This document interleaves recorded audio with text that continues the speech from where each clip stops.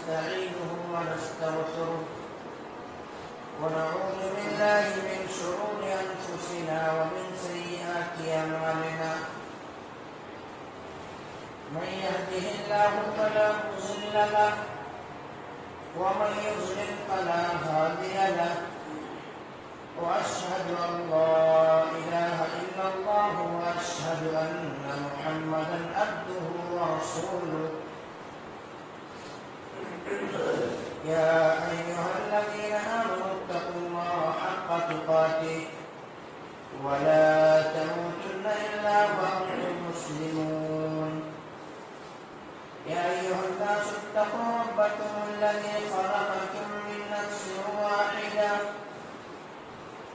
وخلق منها زوجها وبث منهما رجالا كثيرا ونساء واتقوا الله الذي تساءلون به والأرحام إن الله كان عليكم رقيبا يا أيها الذين آمنوا اتقوا الله وقولوا قولا سديدا يصلح لكم أعمالكم ويغفر لكم ذنوبكم ومن يطع الله ورسوله فقد فاز فوزا عظيما أما بعد فإن خير الحديث كتاب الله وخير الهدي هدي محمد صلى الله عليه وسلم وشر الأمور محدثاتها وكل محدثة بدعة وكل بدعة ضلالة وكل ضلالة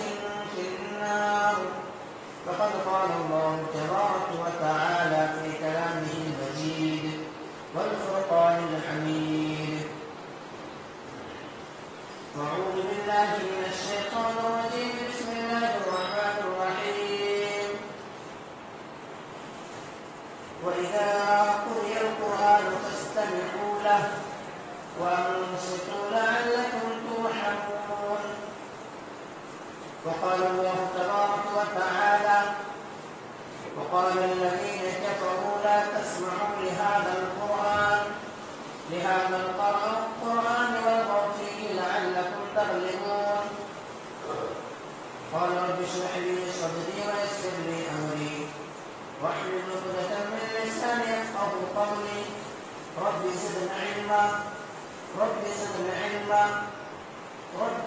علما سبحانك لا علم لنا إلا ما علمتنا إنك أنت العليم الحكيم لا يكلف الله نفسا إلا وسعها لها ما كسبت وعليها ما اكتسبت ربنا لا تؤاخذنا إن نسينا أو أخطأنا ربنا ولا تحمل علينا إصرا كما حملته على الذين من قبلنا ربنا ولا تحملنا ما لا طاقة لنا به واعف عنا واغفر لنا وارحمنا أنت مولانا فانصرنا على القوم الكافرين.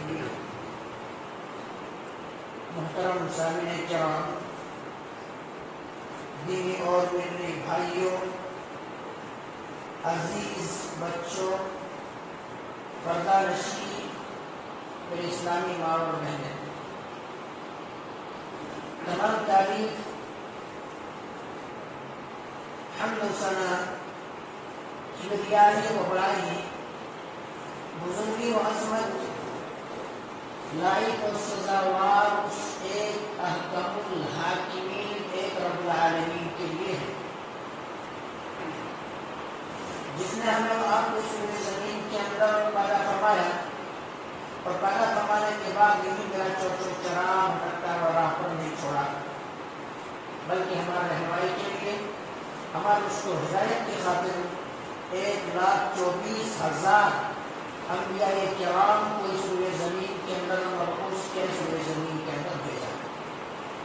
تمام کے تمام نبیوں کے اوپر درود ہو، تمام کے تمام رسولوں کے اوپر، اور خصوصاً بالخصوص آپ کا آقا جناب محمد رسول اللہ صلی اللہ علیہ وسلم پر اللهم صل على محمد وعلى آل محمد كما صليت على إبراهيم وعلى آل إبراهيم إنك حميد مجيد اللهم بارك على محمد وعلى آل محمد كما باركت على إبراهيم وعلى آل إبراهيم إنك حميد مجيد.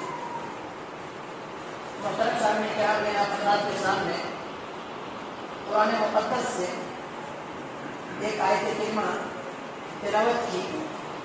وہ آیت کریمہ سورہ اعراف کی ہے اور آیت 204 ہے. اسی طرح دوسری آیت کریمہ جو آپ حضرات کے سامنے پیش کی گئی وہ آیت کریمہ سورہ حامیم سجدہ کی ہے اور آیت 26 ہے. اس مناسبت سے آج میں آپ حضرات کے سامنے گفتگو کروں گا، جیسا کہ آپ حضرات کے سامنے مسلسل میں 2 ہفتے سے گفتگو کر رہا تھا نماز کے متعلق، اور بیچ میں یہ محرم الحرام کا مہینہ آنے کی وجہ سے میں تھوڑا ٹاپک کو چینج کیا تھا. پھر انشاءاللہ آپ حضرات کے سامنے وہی موضوع کو بترتیب بیان کروں گا، یعنی کس طرح سے نماز محمدی کیا ہے، محمد رسول اللہ صلی اللہ علیہ وسلم کا طریقہ کیا ہے. اور صرف بیان کرنے کا مقصود یہ ہے کہ تاکہ عوام الناس کو یہ بات سمجھ میں آ جائے کہ حق کیا ہے اور باطل کیا ہے، سچ کیا ہے اور جھوٹ کیا ہے. اور میں موضوع نہ بیان کرتا، صرف اس بنا پر میں کر رہا ہوں بیان کیونکہ اللہ کے رسول جناب محمد رسول اللہ صلی اللہ علیہ وسلم کا بلغوا عنی ولو آیا، تمہارے پاس ایک بات کا بھی علم ہو تو لوگوں تک پہنچا دو. اس مناسبت سے اگر یہ آرڈر جاری نہیں کرتے آپ صلی اللہ علیہ وسلم تو کہیں میں اس کو نہ بیان کرتا، مگر جب خوف ہوتا ہے دل کے اندر یہ ساری چیزیں، نماز محمدی کیا ہے، محمد رسول اللہ صلی اللہ علیہ وسلم کا نماز پڑھنے کا طریقہ کیا ہے، اس بنا پر یہ موضوع سامنے رکھنا مقصود ہے. لیکن اس سے پہلے 2 باتوں کی وضاحت کرتا ہوں. پہلی بات یہ ہے کہ جب جمعہ کا خطبہ ہو رہا ہو، خطیب منبر پر آ جائے تو خاموشی اختیار کر کے بیٹھا جائے، یہاں تک کہ کوئی آتا ہے اور آ کر کے سلام کرتا تو سلام میں جواب نہیں دیا جائے. لیکن اگر کوئی ایسا کرتا ہے، روایات کے اندر ملتا ہے کہ اگر کوئی شخص اس طرح سے صرف اشارے اور کنارے کے اندر ہی بات کرتا ہے تو وہ اشارے اور کنارے سے بات کرنے کی عوض میں اشارے اور کنارے سے بات کرنے کی وجہ سے ان کی جمعہ کی نماز ثابت ہو جاتی ہے. اس لیے خطبہ کو سماعت کریں بڑی غور اور تدبر کے ساتھ. علمی موضوع ہے، بات کو ذرا سمجھنے کی کوشش کی، سمجھانے کی کوشش کروں. دوسری چیز، جیسا کہ میں بارہا یہ بیان کرتا ہوں کہ میں نے جو آیت کریمہ پڑھی ہے یہ آیت کریمہ پڑھنے کا موضوع ہے. تو بعض حضرات کے اندر یہ تشویش بھی آ گیا ہے، وہ مشکوک کے اندر پڑھ رہے ہیں کہ آیت کریمہ جو بول رہے ہیں اس کا مطلب یہ ہوتا ہے کہ جو لا الہ الا انت سبحانک انی کنت من الظالمین جو بخاری کے اندر پڑھتے ہیں، فلاں چیزوں کے اندر پڑھتے ہیں، وہ آیت کریمہ تو کہیں نہیں ہے، کیونکہ وہی چیز ہمارے ذہن دماغ کے اندر بٹھا دیا گیا ہے. آیت کریمہ بولے تو کیا چیز، تو وہی آیت کریمہ تو نہیں ہے. بعض لوگوں کا خیال یہ بھی آتا ہے کہ آیت کریمہ جائز تو نہیں ہے تو وہ کے اندر پڑھا جاتا ہے. تو اس لیے میں 2 چیزوں کو وضاحت کر دیا. یہ چیز کو سامنے رکھیں اور اس چیز کو جمعہ کی خاص خیال رکھیں. اور آیت کریمہ جب میں بیان کروں تو اس کا مطلب یہ نہیں کہ لا الہ الا انت سبحانک انی کنت من الظالمین والا آیت کریمہ. تو جیسا کہ میں نے آپ کے سامنے قرآن مقدس کی آیت پڑھی ہے، وہ سورہ اعراف کی ہے اور آیت 204 ہے. اس آیت کے اندر کیا فرمایا گیا ہے؟ وَإِذَا قُرِئَ الْقُرْآنُ فَاسْتَمِعُوا لَهُ وَأَنصِتُوا لَعَلَّكُمْ تُرْحَمُونَ.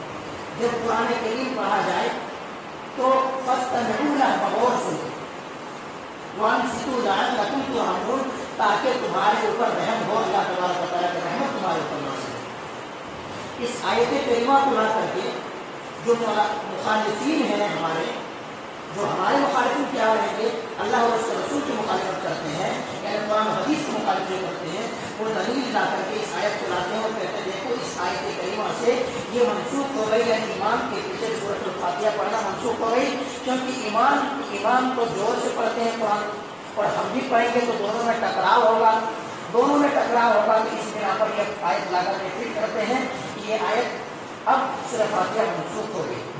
مگر یہ بات تو کہیں سے بھی دلیل نہیں بن سکتا، لیکن اگر دلیل بنا بھی لیا جائے تو میں ذرا اس کی وضاحت کر دوں اور ایک شکل لے دوں کہ کیا اس آیت کریمہ کے اوپر ہمارے مخالفین جو ہیں قرآن کریم کی جو مخالفت کرتے ہیں، کیا اس آیت کریمہ کے اوپر ان کا بھی عمل ہے یا نہیں. تو میں بتلاتا چلو مسجد لے کر کے جاؤں گا.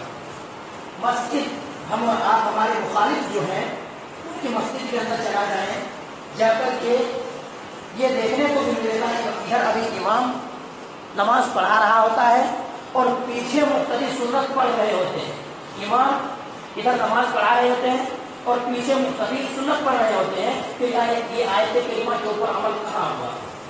یعنی جب قرآن پڑھا جائے تو خاموشی اختیار کرو، تو امام نماز فجر پڑھا رہے ہیں اور ہر کسی کو معلوم ہے کہ نماز فجر جو ہے زہری قرات کے ساتھ تلاوت کی جاتی ہے، زہر ہوتی ہے، اور ادھر سورہ فاتحہ بھی دروازے کے بغل میں یا سامنے پڑھ رہا ہوتا ہے، تو پھر اس آیت کریمہ کے اوپر عمل نہیں ہوا، اس آیت کریمہ کے اوپر عمل نہیں ہوا، کیونکہ مستقبل جو پیچھے مصلی وہ نماز پڑھ رہے ہیں، سنت پڑھ رہے ہیں، وہ تو ظاہر سی بات ہے سورہ فاتحہ پڑھتے ہوں گے، کوئی سورت پہ تلاوت کرتے ہوں گے، یا امام بھی سورت پڑھ رہے ہیں، پھر دونوں میں ٹکراؤ ہو گئی، اس آیت کریمہ کے اندر جو مخالف ہے ہمارے، ان کا خود عمل نہیں ہے۔ دوسری چیز، اس دیر کے لیے اس آیت کو مان لیا جائے اور منسوخ مان لیا جائے تو ہم یہ کہنا چاہیں گے کہ آپ جو ہے ظہری نمازوں میں سورہ فاتحہ مت پڑھو، اگر یہی آپ کا سوچ ہے کہ قرآن اور اس میں مختلف قرات کرنے میں ٹکراؤ ہے تو آپ ظہری نمازوں میں ظہری نماز سیکھتے ہیں، 2 رکعت فجر کی ہے، 2 رکعت عشاء کی ہے، 2 رکعت مغرب کی ہے، تو یہ 6 رکعتوں میں آپ سورہ فاتحہ مت پڑھو، دوسرے رکعت کے اندر تو آپ پڑھ سکتے ہیں، مگر پھر ان کے اوپر بھی عمل نہیں ہوتا۔ تو اس آیت کریمہ کے اندر خالی ایک وہی کہانی ہو گیا کہ ایک ہاتھی کا دانت دکھانے کا کوئی اور ہوتا ہے اور کھانے کا کوئی اور ہوتا ہے، عوام الناس کو صراط مستقیم سے ہٹانے کے لیے کوئی اور ہوتا ہے اور عمل کرنے کے لیے کوئی اور ہوتا ہے۔ آیت کریمہ تو پیش کرتے ہیں کہ یہ آیت کریمہ کے اوپر ہمیں عمل کرنا چاہیے، اور اس سے یہ ثابت ہوتا ہے کہ امام کے پیچھے سورہ فاتحہ نہیں پڑھا جائے، لیکن جب عمل کی باری آئے تو خود پیچھے ہٹ جاتے ہیں۔ دوسری چیز کیا ہے؟ سورہ فاتحہ کے تعلق سے یہ کہا گیا، تو اس سے یہ ثابت ہوا کہ یہ آیت کریمہ ہے ہی نہیں، بلکہ یہ آیت کریمہ کب نازل ہوئی؟ سورہ اعراف کو اٹھائیں گے، 204 نمبر کی صورت ہے، ہر زبان کے اندر قرآن موجود ہے، اٹھائیں گے، پس منظر دیکھیں گے تو اس کا پس منظر یہ ہے کہ اللہ کے رسول جناب محمد کریم صلی اللہ علیہ وسلم جب قرآن تلاوت کرتے تھے، قرآن پڑھتے تھے، تو مشرکین مکہ آتے تھے اور آ کر کے شور و غل کرتے تھے، شور و غل کرتے تھے اور کہتے تھے دیکھو یہ قرآن کے اندر تو یہ جادو ہے، قرآن کے اندر وہ جادو ہے جس نے بھائی بھائی سے جدا کر دیا، رشتے ناطے کو توڑ دیا، یعنی جو قرآن کو سنتا ہے تو قرآن کو سن کر کے متاثر ہو جاتا ہے، وہ جادو ہے اس کے اندر۔ اس لیے جب قرآن تلاوت کرتے ہیں صحابہ کرام اللہ کے رسول، تو یہ کیا جائے کہ قرآن جب پڑھا جائے تو خاموشی سے مت سنو بلکہ شور و غل کرو، تاکہ ان کی آواز ہمارے کانوں میں نہ ٹکرائے۔ کیا اس کی دلیل ہے؟ جی، حامیم سجدہ کے اندر آیت 26 ہے، دلیل ہے، وقال الذين كفروا لا تسمعوا لهذا القرآن والغوا فيه لعلكم تغلبون۔ جب قرآن کریم پڑھا جاتا ہے تو کافر کہتے ہیں لا تسمعوا لهذا القرآن، قرآن کو مت سنو، والغوا فيه لعلكم تغلبون، اور فحش گوئی کرو، بد کلامی کرو تاکہ ہماری کانوں میں آواز نہ ٹکرائے، اور کہیں آواز کو ٹکرا جائیں گے تو ایسا ہوگا کہ ہم مغلوب ہو جائیں گے، وہ غالب ہو جائے گا، ہم سے جیت جائیں گے۔ تو یہاں پر مشرکین مکہ میں آیت کریمہ نازل ہو رہی ہے اور پھر کہیں اور پر کیا جا رہا ہے، اور عمل مخالف ہمارے جو ہے خود اس آیت کے اوپر عمل نہیں ہے۔ تو یہ چیز ہے اس آیت کریمہ سے، کیونکہ دونوں کا جواب دینا عوام الناس میں تشویش اور شک اور مشکوک میں پڑ جاتے ہیں، تو قرآن ہی سے دلیل دیا جا رہا ہے، کہیں اور سے تو دلیل نہیں ہے، قرآن سے دلیل دیا جا رہا ہے، تب تو قرآن کو نہیں ماننے والا کافر ہے۔ تو یہاں کہیں کا ہے اور کہیں اور پر جا کر کے کرنا، اس لیے میں نے وضاحت اس بات کی کر دی۔ دوسری چیز کیا ہے؟ اب یہاں پر حدیث کے اندر ہے کہ لا صلاۃ لمن لم یقرأ بفاتحۃ الکتاب، بغیر سورۃ فاتحہ کی نماز ہی نہیں ہوتی، مگر ایک شخص ہے ان کو قرآن کریم کی آیت یاد ہی نہیں ہوتی، وہ کیا کرے؟ کیا وہ زندگی میں نماز پڑھتا رہے گا، ان کی نماز ہی نہیں ہوگی؟ تو اس کا جواب ہے، ابو داؤد کے اندر حدیث موجود ہے، اللہ کے رسول جناب محمد کریم صلی اللہ علیہ وسلم کی خدمت میں ایک صحابی رسول حاضر ہوتے ہیں اور کہتے ہیں اللہ کے رسول میں کیا بتاؤں آپ کو، یہ ہے کہ میں قرآن کریم کی آیت کو یاد کرتا ہوں، لیکن قرآن کریم سے کوئی بھی آیت یاد نہیں ہوتی، قرآن کریم سے کوئی بھی نسخہ، کوئی بھی آیت مجھے یاد نہیں ہوتی ہے، تاکہ رسول آپ کوئی اس طرح سے کلمات بتا دیجیے جو ہمارے نماز کے اندر کفایت کر جائے کہ نماز کے لیے کافی ہو جائے۔ تو آپ صلی اللہ علیہ وسلم کیا فرمائے، تم یہ پڑھ لے، سبحان اللہ والحمد للہ ولا الہ الا اللہ واللہ اکبر ولا حول ولا قوت الا باللہ العلی العظیم. بس جواب ختم. کیا اب یہاں پر وہ بھی اشکال کرا دیا جاتا ہے کہ دیکھو قرآن کے قرآن کریم کی آیت یاد ہی نہ ہو وہ کیا کرے, یا یاد ہی نہ ہوتا ہو وہ کیا کرے. تو حدیث موجود ہے. ہمیں اور آپ کو فکر کی کیا ضرورت ہے, ہمیں اور آپ کو اپنے دماغ کو دخل دینے کی کیا ضرورت ہے. شریعت مکمل ہے, شریعت کے اندر قد و کاوش نہیں کیا جا سکتا, کبھی بیشی نہیں کیا جا سکتا. اللہ تبارک و تعالیٰ نے آرڈر خود دے دیا, ماں اتاکم الرسول فخذوہ وما نہاکم عنہ فانتہوا, جو رسول دے دے اس کو لے لو, جو رسول جس سے روکو اس سے رک جاؤ. نبی کریم صلی اللہ علیہ وسلم کہیے ترکت فیکم امرین لن تضلوا ما تمسکتم بہما کتاب اللہ و سنتی, کہ میں تمہارے درمیان دو چیزیں کو چھوڑ کر جا رہا ہوں, ایک قرآن ہے اور دوسری حدیث ہے. خود کہہ دیے اب قرآن کریم کے اندر ہم اور آپ بولتے نہیں, پھر دماغ کو دخل دینا پڑتا ہے اور پھر یہ ساری چیزیں مسائل کھڑا ہوتا ہے. تو حدیث موجود ہے کہ اگر کسی کو یاد ہی نہ ہوتا ہو تو ایسی صورت میں یہ دعا پڑھ لیا کرو, سبحان اللہ والحمد للہ ولا الہ الا اللہ واللہ اکبر ولا حول ولا قوت الا باللہ العلی العظیم. سبحان اللہ, اللہ کی بات ہے, والحمد للہ, اللہ ہم تیری تعریف کرتے ہیں, ولا الہ الا اللہ, تیرے سوا کوئی معبود نہیں. اور مولا کریم کوئی بھی چاہے نیکی کی کام یا میں کروں یا برائی کی کام کروں, جب تک تمہاری توفیق شامل رہا نہ ہو تب تک وہ کام نہیں کر سکتا. اس کا مین یہ ہے. اب اس کے بعد کیا ہوتا ہے, اس کے بعد اب ضالین کے بعد آمین ہوتا ہے. اب آمین کیا ہے؟ آمین بخاری کے اندر حدیث موجود ہے اور حدیث کے نمبر 780 ہے, 780. اور امام بخاری رحمۃ اللہ علیہ چیپٹر ہی قائم کرتے ہیں, بڑی تفصیل کے ساتھ بڑی مفصل جواب دیتے ہیں کہ جب امام آمین کہے تو تم بھی آمین کہو, جب ان کی آمین سے تمہاری آمین, اور جب امام آمین کہے تم بھی آمین کہو, اس آمین فرشتے بھی آمین کہتے ہیں. فرشتے کی آمین سن جس کی موافقت ہو جائے, یعنی فرشتے کی آمین میں جس کی آمین دی جائے تو غفر لہ ما تقدم من ذنبہ, ان کے تمام گناہ معاف ہو جاتے ہیں. کتنی بڑی فضیلت کے حامل ہے کہ ہم آمین کہہ رہے ہیں, مقتدی آمین کہہ رہا ہے, فرشتے آمین کہہ رہے ہیں, اور فرشتے کی آمین جن کی آمین سے ٹکرا گئی تو ان کے تمام گناہ معاف ہو جاتے ہیں. اب یہاں پر بھی ایک اشکال کھڑا کیا جاتا ہے, کیا کبھی ہم نے اور آپ نے سنا ہے کہ فرشتے آمین کہتے ہیں, ابھی تک قانون میں ٹکرائی ہے کیا آواز؟ ایک سن رہا تھا بیان اور چل رہا ہے ہم لوگ سے تعلق سے, کیا کہہ رہا ہے فرشتے آمین کہتے کبھی سنے ہیں؟ تو نہ سننا اس بات کی دلیل نہیں ہے کہ فرشتے آمین ہی نہیں کہتے. نہ سننا اس بات کی دلیل ہی نہیں ہے کہ فرشتے آمین ہی نہیں کہتے. دنیا کی کیا ایک بہرا آدمی ہے, اس کے کان کے پاس جا کر کے آپ چیخے چلائے آواز کیجیے, وہ بہرا ہے, ان کو سنائی نہیں دیتا, ان کو سنائی نہیں دیتا. اس کا مطلب یہ نہیں کہ بہرے آدمی کو وہ سنائی نہیں دے رہا ہو تو یہ چیخنے والا چلا نہیں رہا ہے. پہلا جواب. دوسری یہ چیز ہے حدیث سے جواب کہ اللہ کے رسول جناب محمد کریم صلی اللہ علیہ وسلم نے ارشاد فرمایا کہ جب صبح ہوتا ہے تو فرشتہ اللہ تبارک و تعالیٰ کی جانب سے فرشتے کا نزول ہوتا ہے اور کہتا ہے مولا کریم جو بخیل ہے, جو کنجوس ہے, ان کے مال کو تباہ و برباد کر دے, اور جو اللہ کی راہ میں خرچ کرتے ہیں ان کو ایسا کیا جائے کہ ان کو اور رزق عطا کرے. تو یہ آواز بھی کسی نے نہیں سنا تو کیا مطلب کیا فرشتے یہ آواز لگاتے ہی نہیں؟ یہ جواب. تو یہ چیز ہے دوست, اور دماغ کو دخل کرتے ہیں اور حدیث مبارکہ کو کیسے ہٹا دیا جائے, اس طرح سے حدیث کے اوپر عمل نہ کیا جائے, ایسا ہو جاتا ہے. اور خود بیان کرتے ہیں اپنے تقاریر کے اندر, اپنے خطابات کے اندر کہ حدیث سنو, حدیث سمجھو, حدیث کے اوپر عمل مت کرو. حدیث پر عمل کرنا ایسا ہی ہے جیسا کہ انگار پر چلنا. حدیث تو سنا جا سکتا ہے, حدیث سمجھا جا سکتا ہے, مگر حدیث کے اوپر عمل مت کرنا. ہمارے امام جو کہہ کر کے گئے وہی امام کے باتوں کے اوپر عمل کرنا, کیونکہ امام اگر سوچے سمجھے یہ فیصلہ نہیں کیے بیان کیا جاتا ہے. اور پھر ایک حدیث لاتے ہیں, کیا اللہ کے رسول جناب محمد کریم صلی اللہ علیہ وسلم کے سامنے مستقل کیا جاتا ہے. اور کیا کہتے معلوم, اگر اس طرح سے ہے تو حدیث کے اوپر حدیث کے بڑے بات کرتے ہیں تو اس طرح سے کیا جائے, اللہ کے رسول کھڑے پیشاب کے جا کر کے حدیث کے اوپر عمل کرو اور کھڑے پیشاب کرنا شروع کرو. بخاری کی حدیث ہے, بخاری کی حدیث. کیا جواب دیں گے, کیا جواب دیں گے؟ قرآن و حدیث سے ہٹا کر کے کس طرح سے گمراہ کرنے کی کوشش کر رہے ہیں. تو ہمیں یہ جواب بس یہی دیں گے کہ جہاں پر اللہ کے رسول جناب محمد کریم صلی اللہ علیہ وسلم کھڑے ہو کر کے جس موقع پر پیشاب کیے, اگر ویسا موقع آ جائے تو انشاءاللہ آج یہ حدیث کے اوپر عمل کرنے کے لیے تیار ہیں. آج بھی ہم اس حدیث کے اوپر عمل کرنے کے لیے تیار ہیں, لیکن مخالف سمجھتے نہیں اور بات کہاں سے کہاں تک چلے جاتے ہیں خود سمجھتے نہیں. کہ حدیث کے اوپر عمل کرنا کیا ہوتا ہے، یعنی آپ کے اندر چلنے کی مترادف ہے، برابر ہے.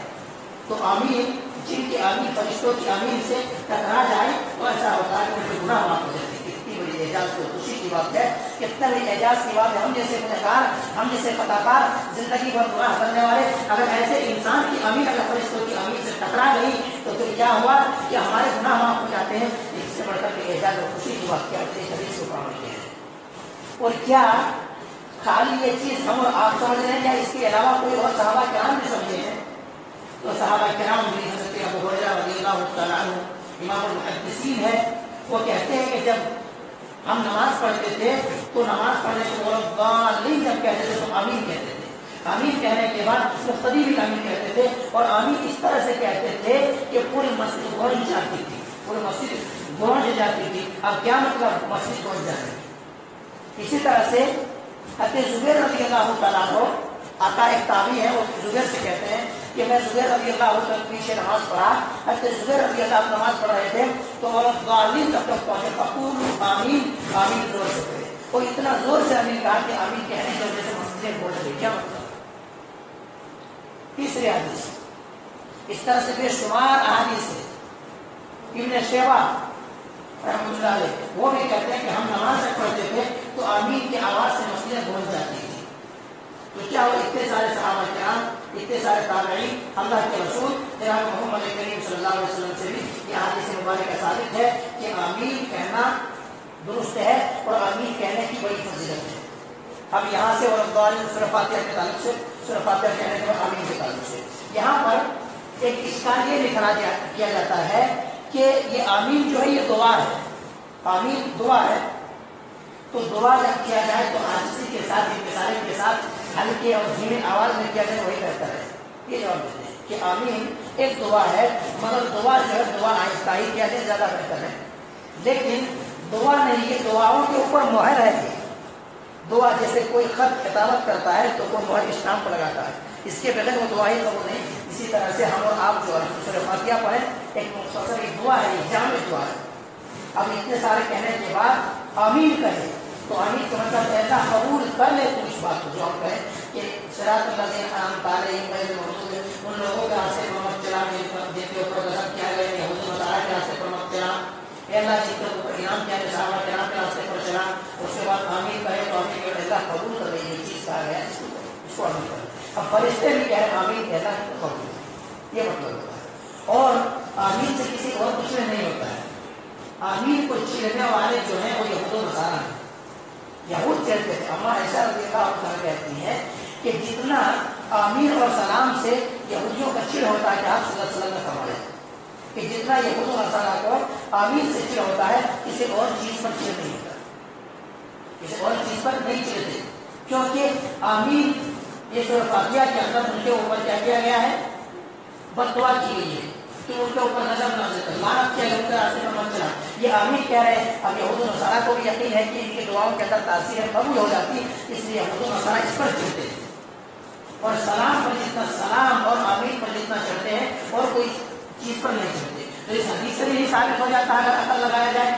آمین زور سے ہی کہتے ہیں ان کے صحابہ کرام، اللہ کے رسول جناب محمد کریم صلی اللہ علیہ وسلم. ابھی کوئی یہودی تک وہ آواز ٹکراتی تھی، تبھی تو آواز سنتے تھے وہ، تب نہ چڑھتے تھے کہ جو آمین سے جتنا چڑھتے ہیں یہود و نصارا اتنا کوئی نہیں چڑھتے آمین اور اس سے. تو جو آمین سے چڑھتے ہیں ان کی یہ صفت وہ مسلمانوں اور مومنوں کی صفت نہیں ہے، بلکہ یہ یہودیوں کی صفت ہے. مسلمان تو نہیں چڑھتے، مسلمان تو نہیں چڑھتے، کیونکہ مسلمان آمین سے نہیں چڑھتے، نبی کریم صلی اللہ علیہ وسلم سنت سمجھ کر کے اپنا لیتے. یہ بات. اب پھر ایک تیسرا مسئلہ یہ ہے کہ ہم سورہ فاتحہ وغیرہ پڑھ لیے، آمین کہہ دیے، اس کے بعد ہمیں اور آپ کو سورہ فاتحہ کے علاوہ دیگر سورت ہم اور آپ ملائیں یا نہیں ملائیں. سورہ فاتحہ پڑھیں، اس کے بعد دیگر سورت ملانے کا کیا حکم ہے؟ تو ہم اور آپ جب نماز پڑھ رہے ہوں تو سورہ فاتحہ کے علاوہ دیگر سورت بھی ہم اور آپ ملا سکتے ہیں. کیونکہ راوی حدیث حضرت ابو خدری رضی اللہ تعالیٰ عنہ کہ آپ صلی اللہ علیہ وسلم جب نماز پڑھتے تھے اور سری نماز پڑھتے تھے ظہر اور عصر کی نماز، تو ایسا معلوم ہوتا تھا، اتنا دیر تک کھڑے رہتے تھے، ایسا معلوم ہوتا تھا کہ جیسے کہ سورہ سجدہ کی تلاوت کیا ہم نماز کرتے تھے. تو اس سے یہ بھی پتا چلا کہ کبھی مختصر بھی کیا جائے اور کبھی جامع بھی پڑھایا جائے نماز ظہر. مگر جامع کب کر دیا جب انسان کی شکل میں، انسان کے دماغ میں وسوسہ پیدا ہونے لگتا ہے، اس لیے مختصر کیا جائے۔ تو یہ ہے کہ اللہ کے رسول جناب محمد کریم صلی اللہ علیہ وسلم سورہ فاتحہ کے بعد دوسرے سورت بھی ملاتے تھے۔ یہ کلیئر ہو گیا۔ اب اس کے بعد کیا ہوتا ہے؟ اس کے بعد رکوع میں جانا۔ اب رکوع بھی کس طرح سے کیا جائے؟ رکوع بھی اطمینان سے کیا جائے اور سجدے بھی اطمینان سے کیا جائے۔ اور جو رکوع اور سجدہ اطمینان سے نہیں کرتا ان کی نماز قبول ہی نہیں ہوتی۔ حضرت حذیفہ بن یمان رضی اللہ تعالیٰ عنہ، صحابی رسول حضرت حذیفہ بن یمان رضی اللہ تعالیٰ عنہ، وہ دیکھتے ہیں کہ ایک شخص نماز پڑھ رہا ہے اور نماز ایسا پڑھ رہا ہے نہ تو سجدہ صحیح سے کر رہا ہے نہ رکوع صحیح سے کر رہا ہے۔ جب نماز پڑھنے کے بعد وہ جانے لگا تو صحابی رسول بلاتے ہیں، ادھر آؤ، ادھر آ، کیا تم نے نماز پڑھ لی؟ کہتا ہے میں نے تو نماز پڑھ لی۔ وہ کہتے ہیں لو مت غیر رسول اللہ صلی اللہ علیہ وسلم، اگر تمہاری اسی طرح سے موت آ گئی نماز پڑھتے پڑھتے تو تمہاری ایک بھی نماز قبول نہیں ہوئی، اور ایسا سمجھ لو کہ یہ ہے کہ تم امت محمدیہ میں نہیں۔ اس نے سخت تاکید کی، اگر رکوع کو صحیح نہیں کر رہے تھے، سجدے کو صحیح نہیں کر رہے تھے، اور کہ چونچ کے دان اللہ ہوگا کیا کر کے فوراً چلے جاتے تھے۔ انہوں نے روکا اور ان کو تاکید کی کہ اگر اسی طرح سے نماز پڑھتے پڑھتے مر گئے، لو مت غیر سنت رسول اللہ صلی اللہ علیہ وسلم، اگر اسی طرح سے مر گئے تو سنت رسول کے اوپر تمہاری نماز ایک بھی قبول نہیں، ایک بھی قبول نہیں۔ تو ہم آپ کو رکوع اور سجدہ بھی صحیح سے کرنا ہے۔ اب رکوع کیسا کرنا ہے؟ بعض آدمی رکوع ایک دم جھک جاتے ہیں، سر کو ایک دم جھکا لیتے ہیں، تو ایسا نہیں کرنا چاہیے۔ اس طرح سے ایسا ہونا چاہیے، روایت کے اندر حدیث کے اندر کہ آپ صلی اللہ علیہ وسلم اس طرح سے رکوع کرتے تھے، یعنی اگر کوئی پانی بھی ابھیل دیا جائے ان کی پیٹھ پر تو پانی بھی نہیں گرتا تھا ایسے۔ تو اس طرح سے رکوع پورے، زیادہ نیچے بھی نہیں، زیادہ اونٹ کی طرح اوپر بھی نہیں، بلکہ رکوع سے اس طرح سے۔ اب اس کے بعد رکوع کے اندر ہم آپ کیا پڑھیں گے؟ تو 3 حدیث ہے رکوع میں پڑھنے کے بعد۔ رکوع کے اندر پہلے حدیث جو ہے وائل بن حجر رضی اللہ تعالیٰ عنہ سے ہے، وہ ہے کہ سبحان ربی العظیم سبحان ربی العظیم سبحان ربی العظیم سناتن کی مرتبہ۔ ان کے علاوہ ہم اور آپ یہ دعا بھی پڑھ سکتے ہیں۔ ہم عائشہ رضی اللہ تعالیٰ عنہ راضیہ ہیں، وہ کہتی ہیں کہ اللہ کے رسول جناب محمد کریم صلی اللہ علیہ وسلم یہ بھی دعا پڑھتے تھے، سبوح قدوس رب الملائکۃ والروح، سبوح قدوس رب الملائکۃ والروح، سبوح قدوس رب الملائکۃ والروح، یہ پڑھتے تھے۔ یا پھر یہ دعا پڑھتے تھے سبحانک اللہم ربنا وبحمدک اللہم اغفر لی۔ 3 دعا کیا؟ سبحان ربی العظیم سبحان ربی العظیم سبحان ربی العظیم، سبوح قدوس رب الملائکۃ والروح، سبوح قدوس رب الملائکۃ والروح، سبوح قدوس رب الملائکۃ والروح، سبحانک اللہم ربنا وبحمدک اللہم اغفر لی، سبحانک اللہم ربنا وبحمدک اللہم اغفر لی، سبحانک اللہم ربنا وبحمدک اللہم اغفر لی۔ یہ رکوع کے اندر جب ہم آپ پڑھیں گے تو ہماری نماز کے اندر خود سکون پیدا ہو جائے گا، خود ہم آپ رکوع صحیح رنگ سے نبی کریم صلی اللہ علیہ وسلم کے شریعت کے مطابق رکوع کر سکیں گے۔ لیکن یہ یوں ہی اس کے بعد اٹھنے کے بعد ایک بڑی اعجاز اور بڑی جامع دعا ہے، سمیع اللہ لمن حمدہ۔ اور تو میں کہنا چاہتا ہوں جو قرآن حدیث کے اوپر عمل کرتا، یعنی مسئلہ یہ بھی کہہ دیا جائے تو ویسا نہ ہوگا اور غلو نہیں ہوگا اس حدیث کے اوپر، سوائے اہل حدیث کے کوئی عمل نہیں کرتا، سوائے اہل حدیث کے اور کوئی بھی اس حدیث پر عمل نہیں کرتے۔ سمیع اللہ لمن حمدہ کہنے کے بعد فوراً تو سجدے کے اندر چلے جاتے تو یہ دعا پڑھنے کا موقع نہ ملتا۔ حالانکہ یہ حدیث ہے کہ آپ صلی اللہ علیہ وسلم نماز ادا کر رہے تھے، صحابہ کرام پیچھے موجود تھے، نماز پڑھ رہے تھے، اچانک ایک شخص ربنا ولک الحمد، جب اٹھے رکوع سے ربنا ولک الحمد کہے، حمدا کثیرا طیبا مبارکا فیہ، یہ دعا پڑھے۔ آپ صلی اللہ علیہ وسلم جب نماز سے فارغ ہوئے تو کہا یہ کلمات کس نے کہا؟ صاحب رسول اللہ کے رسول، یہ کلمات تو میں نے کہا، یہ کلمات میں نے زبان سے ادا کی۔ آپ صلی اللہ علیہ وسلم فرمایا کہ میں دیکھا کہ 70-30 سے زائد فرشتے اس کلمات کو لکھنے کے لیے تیار ہیں، یہ کیا چاہ رہا کہ میں لکھوں، دوسرا چاہ رہا کہ میں لکھوں، تیسرا چاہ رہا کہ میں لکھ کر کے اللہ تبارک و تعالیٰ کے بارگاہ میں سب سے پہلے پیش کروں۔ تو یہ اعجاز اور یہ خوشی اور یہ چیز اس حدیث کے اوپر مسئلہ کہ اہل حدیث کے علاوہ کسی اور کا عمل نہیں ہے۔ اس کے بعد پھر ہم اور آپ جائیں گے سجدے میں، تو سجدے میں جا کر کے ہمیں اور آپ کو کیا کرنا ہے؟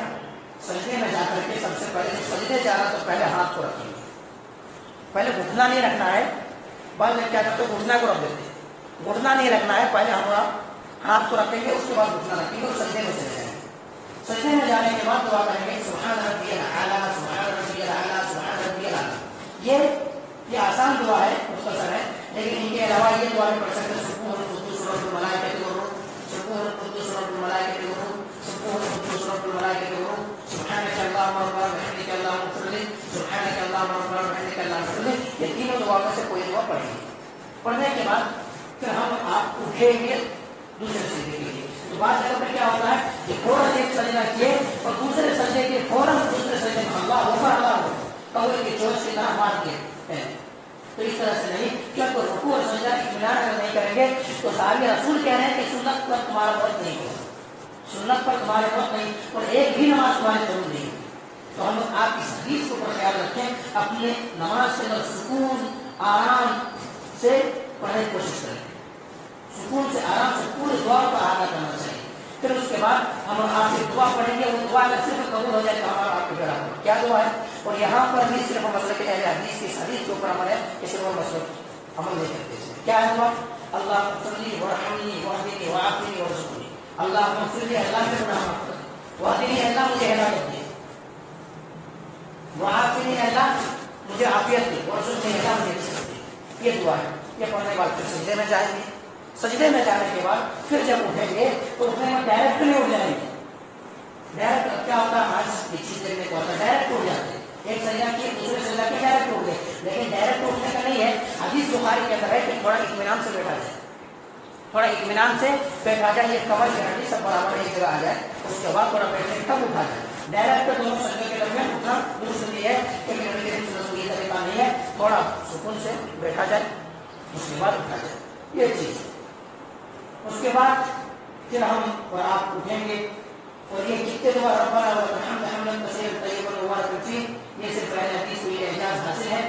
اللہ صلی وحمدی وحدنی وعافنی ورزقنی، اہل حدیث کو صرف یہ اعزاز ہے. جب یہ سارے دعائیں ایک انسان پڑھے گا، ایک انسان یہ ساری دعاؤں کو پڑھے گا تو ظاہر سی بات ہے کہ خود ان کی نماز سمجھ جائے گی، خود ان کی نماز کے اندر خوبصورتی آ جائے گی، خود ان کی نماز کے اندر خشوع و خضوع پیدا ہوگا، اور اس حدیث کے اوپر عمل ہو جائے گا کہ اللہ کے رسول محمد رسول اللہ صلی اللہ علیہ وسلم نے ارشاد فرمایا کہ نماز اس طرح سے پڑھو جیسے کہ مجھے پڑھتے ہوئے دیکھے ہو، یا نماز جب پڑھ رہے ہو تو دل کے اندر خیال یہ ہو کہ میں اللہ کو دیکھ رہا ہوں. اگر یہ نہ ہو سکے تو یہ دل کے اندر گمان کر لینا کہ اللہ مجھے دیکھ رہا ہے.